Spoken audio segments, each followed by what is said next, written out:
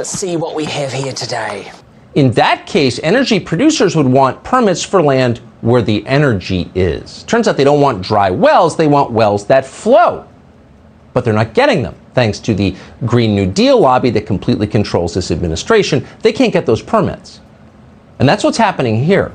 Okay. If you doubt it, ask anyone who works in the energy business.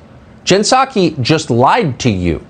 They are all lying to you. You probably guessed that already, but you can't say it. Because if you wonder what these policies may be doing to your country or to your family, you are selfish and disloyal. In fact, you're unpatriotic, because real patriotism is caring about Ukraine first. And by the way, caring about Ukraine means prolonging a bloody war in Ukraine until the entire country of Ukraine has been destroyed and millions of Ukrainians are refugees. We know we can do it because we did it in Iraq. We can do it in Ukraine. That's patriotism. Once you spell it out, it all sounds kind of complicated, so we're going to hand it over to our late-night moral leader, Stephen Colbert, to explain. Tell me something we don't know. Today, the average gas price in America hit an all-time record high of over $4 per gallon. Okay, that stings, but a clean conscience is worth $1 or $2. I'm willing to pay. It's important. Right.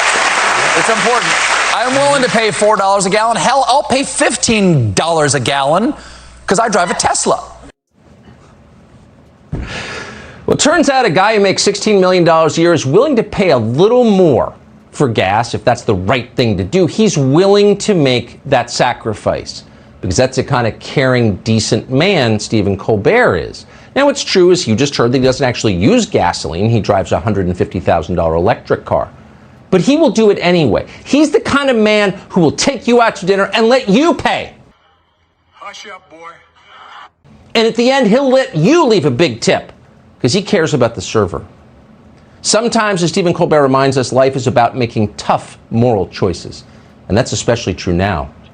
If at the end of this project, this protracted exercise in social reorganization achieved through COVID plus a war with Russia, if at that point, whenever it is, we no longer have a self-sufficient middle class, if people who make under $100,000 a year are more desperate and demoralized and dependent on government than they've ever been, if the only Americans who remain truly free at that point are the oligarchs, well, at least we can say we helped democracy. When Mark Zuckerberg controls everything in America, you will know it's a truly democratic system. Justin Trudeau understands this. He ran over members of his middle class with horses because that's what it took to preserve democracy in Canada.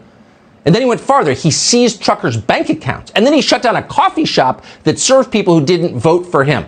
That's what democracy looks like. Elizabeth Warren was excited when she saw this kind of democracy at work. Warren knows that if we're going to preserve democracy in America, if we're going to fight Russia, then Elizabeth Warren is going to need fingertip control of your family's finances now and always. And by the way, don't try and hide anything from Elizabeth Warren, say in cryptocurrency, because if you do, Elizabeth Warren will know you are working for Vladimir Putin.